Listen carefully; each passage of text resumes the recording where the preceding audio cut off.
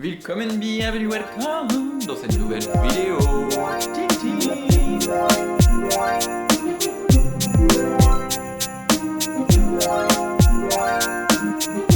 se retrouve pour une petite vidéo, un petit vlogmas qui va être un vlogmas bilan. Je sais pas pris mes notes, je reviens.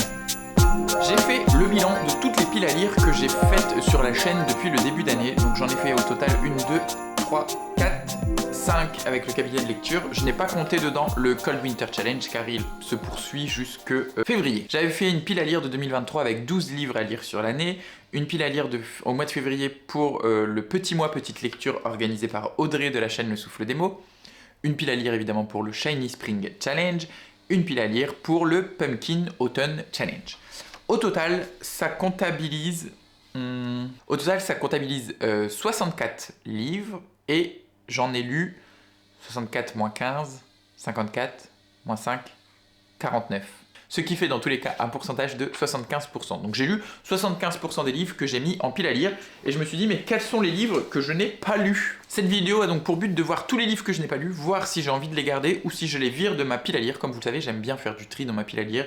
J'aime bien quand ça se renouvelle et je considère que si au bout de 6 mois, 1 an, le livre n'a pas été lu, il va aller ailleurs. Si un jour dans ma vie de lecteur j'aurais envie de le relire, j'avais envie de le relire, je le rachèterai ou je me le procurerai d'une autre manière, mais je préfère que les livres tournent et qu'ils fassent plaisir à d'autres personnes qui ne peuvent pas s'en acheter ou alors pas au prix fort. Et ça me permet aussi de rationaliser totalement mes achats, ça fait déjà plusieurs mois, même plusieurs années sur la chaîne que je vous le dis.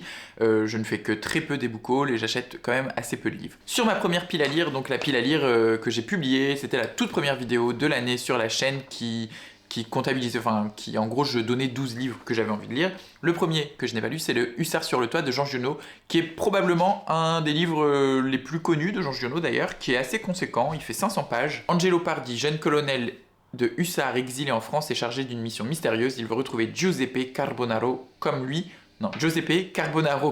qui vit à Manosque. Mais le choléra sévit, les routes sont barrées, les villes barricadées, on met les voyageurs en quarantaine, on soupçonne Angelo d'avoir empoisonné les fontaines. Seul refuge découvert par hasard, les toits de Manosque. En fait, je pense qu'il me rebute un peu avec ce bouquin, c'est le côté roman d'aventure, peut-être à la Dumas, ou ouais c'est ça, à la Dumas, qui me fait me poser des questions. J'ai préféré lire la trilogie de Pan, donc Colline, Un de Beaumugne et Regain.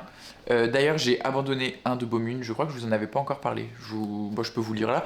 J'ai adoré Colline et Regain, et vraiment, le troisième roman de la trilogie, Un de Beaumugne. D'ailleurs, je ne comprends pas, je ne sais pas ce que ça veut dire, Un de Beaumugne. J'ai essayé de le lire, j'ai lu, je crois, 30 pages, c'est des romans de 150 pages. J'ai lu 30 pages, je n'ai rien capté de ce que je disais, mais vraiment, il n'y avait rien qui n'imprimait dans mon cerveau. Je ne savais pas qui était où et pourquoi et comment, donc j'ai préféré totalement abandonner, mais c'est pas pour autant que je veux abandonner Jean Giono, car Colline était car Regain était dans mon top de l'année dernière. Il est probable que Colline soit également dans mes meilleures lectures de cette année, donc j'aime beaucoup l'auteur, c'est juste que ce roman n'a pas fonctionné, et je garde Le Hussard sur le toit car j'ai envie de le lire un jour peut-être. Je n'ai pas encore lu Autour du monde de Laurent Mauvignier, j'essaye tous les ans d'en lire au moins un, si ce n'est plus. Cette année j'ai lu Apprendre à en finir, et je lirai Autour du monde prochainement, je ne sais pas quand. Je crois que c'est un peu écrit, je vois qu'il y a des photos, j'avais jamais remarqué qu'il y avait des photos dedans. Je pense que c'est écrit un peu sous un format, pas nouvelle, mais on va vraiment être avec plein de personnages à différents endroits de la planète. Ça m'a donné une vibe Sense8. Je le garde, c'est sûr, c'est Laurent Mauvignier, j'ai envie de lire tout ce qu'il écrit, je le lirai. À moi seul, bien des personnages de John Irving, celui-ci pareil, je le lis. J'ai déjà prévu à peu près plus ou moins le moment où je vais le lire dans l'année, dans quel contexte, donc je sais pertinemment que j'essaierai de le lire, même si Le Monde selon Garp a été une déception et que je l'ai même abandonné. Et enfin, dans cette pile à lire qui comptait 12 livres, j'avais également mis Kiki de Montparnasse, qui est un carnet de souvenirs de Kiki, la cabaretiste, qui en plus est garni de photos... Oula, oui, non, on va pas montrer celle-ci. qui est agrémentée de photos, je disais, mais je n'en trouve plus. Où elle est habillée, si voilà, là elle est habillée. Celui-ci, là en le feuilletant, j'ai très envie de le lire, il est pas très gros, je vais le remettre un peu plus haut dans le chariot, parce que en fait les livres qui sont dans la case du bas, j'ai tendance à les oublier. Je vais le remonter et je le lirai probablement prochainement. Donc ces 4 livres que je n'ai pas encore lus depuis début janvier, je les garde car j'ai quand même très envie de les lire. Dans ma pile à lire de février, j'avais mis Harlem Shuffle de Colson Whitehead, que j'avais reçu d'ailleurs des éditions Albin Michel, car le résumé me donnait très envie, et je dois t'avouer, je ne sais même plus du tout de quoi ça parle. Petite arnaque, embrouille et lutte des classes, la fresque du Harlem des années 60. J'ai absolument plus aucune envie de le lire. C'est un service presse, c'est pas grave, je vais le mettre en boîte à livres. Je vais le mettre en boîte à livres, je lis suffisamment d'Albert Michel pour m'encombrer de services de presse qui me... Je crois que j'avais tenté de le lire au mois de février d'ailleurs. J'avais commencé à lire quelques pages et j'avais pas forcément rentré dedans. J'étais pas forcément rentré dedans. Donc autant qu'il aille ailleurs. Et j'ai toujours Nickel Boys, que celui-ci je garde du même auteur que je pourrais découvrir si le cœur m'en dit un jour ou l'autre. Et je n'avais pas lu la pièce de... Comment il s'appelle? Jonas Carlson au mois de février qui était prévu sur cette pile à lire, mais je l'avais remis dans la pile à lire du Cold Winter Challenge, je crois. Je ne sais plus, en tout cas je l'avais gardé et je l'ai lu cette semaine, il y a 2 jours j'ai lu ce livre. Donc en fait ça fait plus que 1 sur 10, oui d'ailleurs. Donc ça augmente encore mes stats, je dois passer de 75% à 76 ou 77%. Donc sur ma pile à lire du mois de février où j'avais mis 10 livres, j'en ai lu 9 sur 10. Pour le Shiny Spring Challenge, qui est quand même le challenge que j'ai créé et organisé sur les mois de mars, avril, mai de l'année dernière.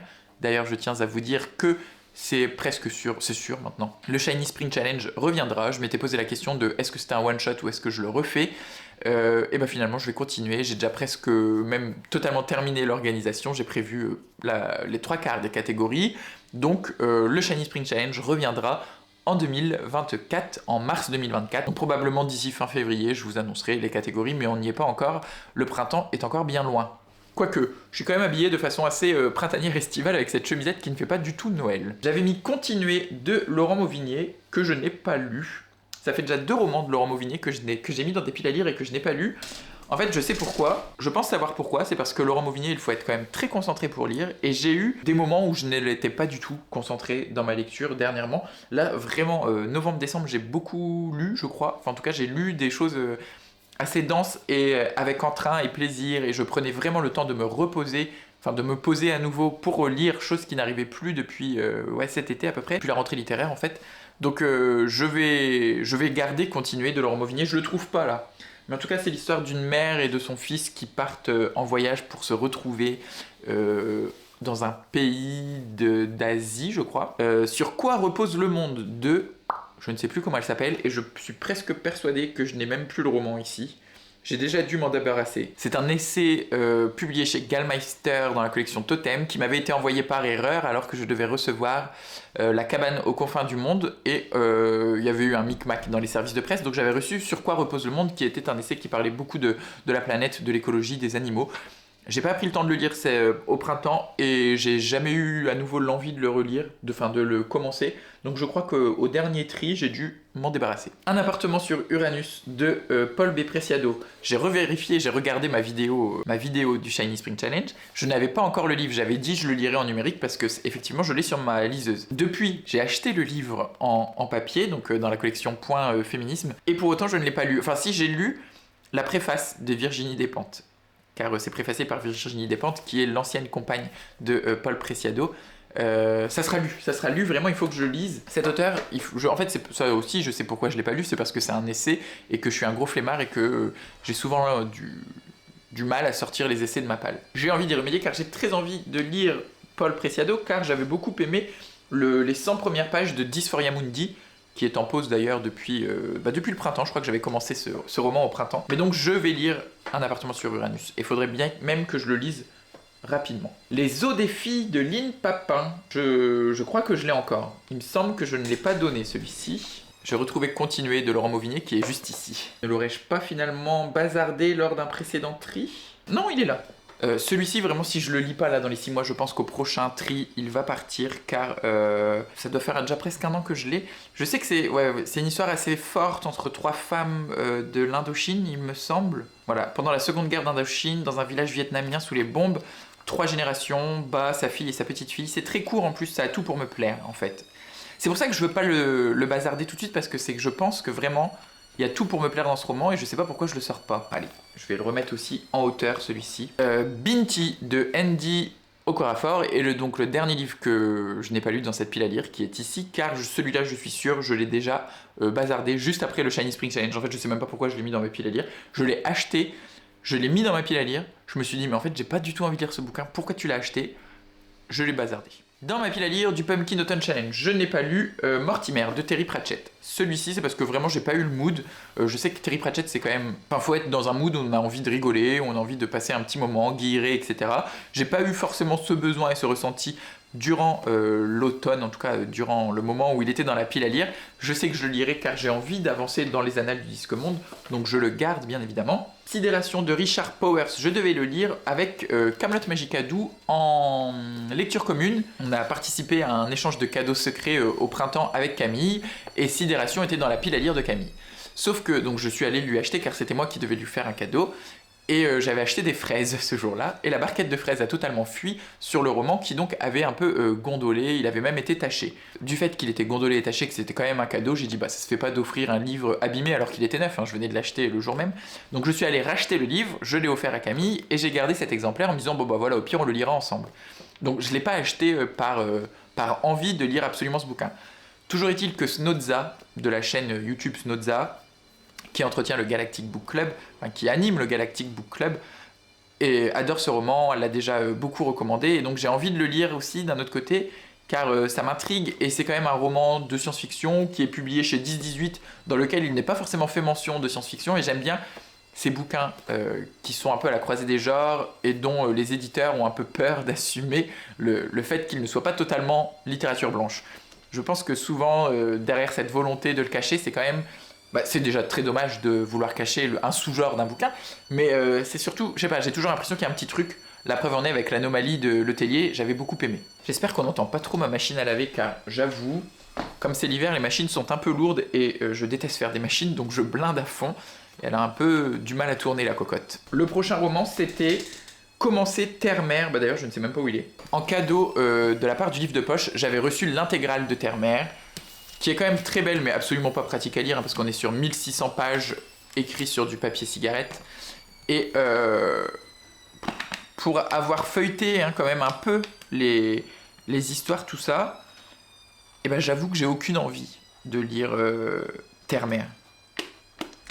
Je suis pas spécialement emballé, j'ai déjà une grosse saga de fantasy sur le feu qui est l'Assassin Royal de Robin Hobb, donc pourquoi me dire oui, c'est quand même Ursula Le Guin, c'est une grande autrice, c'est un grand bouquin, c'est voilà, je sais tout ce qui se trouve derrière là-dedans, un monument de la fantaisie, l'une des figures les plus importantes de l'imaginaire. Ouais, c'est un truc, et pour autant, est-ce que j'ai envie de le lire? Non.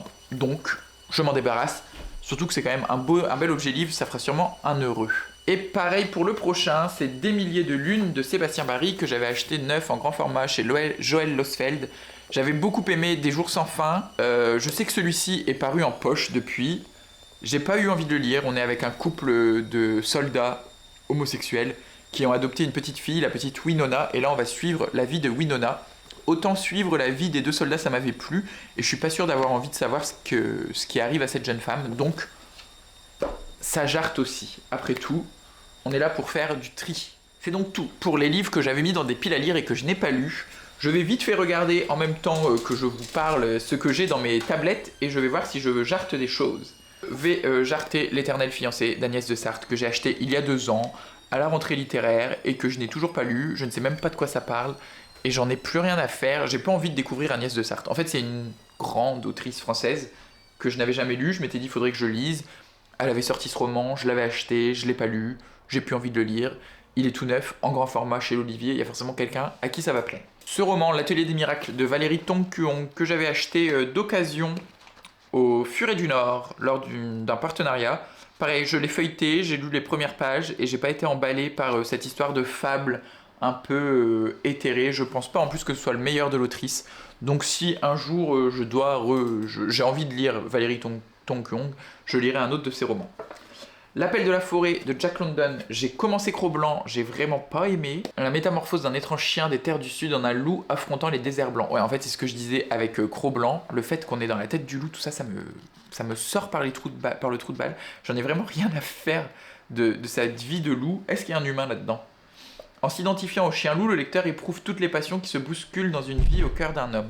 Ouais, non, ça m'intéresse pas du tout. Ça, pareil, ça vole. Ça, j'hésite. L'œil du pan de Lilia Assaïn. Je crois que c'est Candice qui me l'a offert également. Alors qu'elle passe ses soirées avec la jeunesse des beaux quartiers, elle se laisse contaminer par le cynisme ambiant. Ah, si, je garde. Le résumé, en fait, je me rappelais plus que c'était ça, mais ça me tente.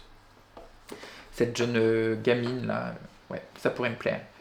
Celui-ci, j'ai eu très envie de le lire fut un temps. Je l'avais acheté car je ne l'avais vu passer nulle part. Et Frappe le père à mort de John Wayne. Il est très très joli chez 10-18. Après une énième dispute avec son père, Jérémy fugue et arpente à Londres ravagé par les bombardements nazis. Il va découvrir le jazz. Et en fait, j'ai plus envie de lire sur la Seconde Guerre mondiale. Vraiment, j'essaye d'éviter au maximum les lectures. Et celle-ci me donne pas vraiment envie, donc ça jarte. Pareil pour David Lodge. J'ai eu très envie à un moment dans ma vie de lecteur de lire du David Lodge, de lire la trilogie universitaire dont Changement de décor est le premier, et j'ai plus envie de le lire. Ah, il y a un passage du roman qui est sous forme de pièce de théâtre. Ça a l'air d'être... Ah, il y a de la... Il y a des articles de journaux, des lettres, c'est épistolaire. Oh non, allez, je garde parce que ça a l'air d'être assez protéiforme pour me plaire. Franchement, les Sœurs Carmine, j'abandonne. J'avais dit si je le lis pas au mois d'octobre pour Halloween, je ne le lirai jamais. Je ne l'ai pas lu. Ça dégage. C'est dommage, hein, j'avais plutôt bien aimé le premier tome. Peut-être que j'aurais dû enchaîner les trois. Là, j'ai plus du tout envie de lire du jeunesse ou du young adulte en ce moment, donc je préfère m'en débarrasser. Les Corps Célestes de Nicolas Bréal, que je crois que j'ai acheté d'occasion aussi. Baptiste raconte son étrange amitié pour Vincent. Dès le collège, ils sont à l'opposé l'un de l'autre. Baptiste qui ignore le désir charnel d'accord d'une importance mystique au ciel. Vincent, lui, attiré par les deux mondes terrestre et céleste, mais on dirait qu'il ne sait pas comment mener son existence. Après une longue séparation, ils se retrouvent fatalement. Vincent est marié à une comédienne très séduisante, Mathilde, qui confond le théâtre et sa vie. Mais il a aussi une relation avec Constance, jeune étudiante prostituée à ses heures. Comme autrefois, Baptiste suivra les traces de Vincent comme un double, un alter ego. À travers l'histoire de ces 4 personnages, ce roman est une méditation sur le destin de l'amour. Je sais pas pourquoi j'ai acheté ce roman. Je pense que j'ai vu Baptiste et Vincent, je me suis dit, ça se trouve, c'est un truc homo. Et je l'ai pris, et je sais pas, au résumé, ça a pas l'air d'être très homo. Allez hop, ça va aller voir ailleurs si j'y suis. Gérard Garouste, L'Intranquille, je l'avais acheté dans l'optique de le lire avant d'aller voir l'exposition qui a été faite au musée Beaubourg, enfin au musée Pompidou l'année dernière, que je suis allé voir avec Cyrielle du compte Instagram des Potrominés. Je n'ai pas eu le temps de le lire avant l'exposition, et j'avoue qu'il ne me reste plus grand chose de l'artiste, donc j'ai pas forcément envie de lire cette autobiographie, donc autant qu'elle aille voir ailleurs. C'est publié chez Proche, qui est la maison d'édition de l'Iconoclaste, qui est une maison d'édition assez récente, qui a été créée cette année ou l'année dernière, donc ça fera sûrement plaisir à quelqu'un. City on Fire de Garth Risk Alberg, je l'avais pris à la médiathèque quand j'ai participé au don de livres de la médiathèque, et j'ai pas très envie de le lire. Donc pareil, ça va partir en cadeau. Enfin en cadeau, ça va aller ailleurs quoi. J'avais acheté cette espèce de documentaire En route vers Woodstock de Kerouac à Dylan, la longue marche des baby-boomers, publié aux éditions Le Mot et le Reste. C'est quelque chose qui, je suis sûr, me plairait énormément en documentaire, genre sur Arte ou un truc comme ça, et auquel je ne prendrais aucun plaisir à la lecture. Donc je sais pas pourquoi je l'ai acheté, en croyant que ça m'intéresserait de le lire, en fait non. Et c'est à peu près tout. Donc voilà, je me débarrasse d'une quinzaine de bouquins au total, je suis plutôt content pour cela. Je vais mettre ma pile à lire Goodreads à jour, comme ça je suis content de voir le nombre descendre. Je suis à moins de 100 livres dans ma palle, je crois que je suis dans les... Je devais être à 95 livres, donc là je vais descendre à 80 livres et j'adore ça, je dois l'avouer. J'espère que cette vidéo vous a plu. Si vous êtes du... Ah oui, si, je précise. Si vous êtes à tout hasard dans le coin de Reims ou de la Champagne-Ardenne et que un de ces livres pourrait peut-être vous tenter, dites-le moi. Pour l'instant, je les garde dans un sac en fait parce que j'attends que mes amis passent, ma famille, pour piocher dedans. Et une fois que tout le monde a fait son compte, je les mets à droite à gauche dans des boîtes à livres, etc. Donc ça traîne tout le temps chez moi, vu que je vais souvent dans les boîtes à livres de Reims, j'en prends toujours un ou deux quand je vais faire un tour et comme ça je les dépose un peu partout, ça évite que je les mette toujours dans celle du boulot.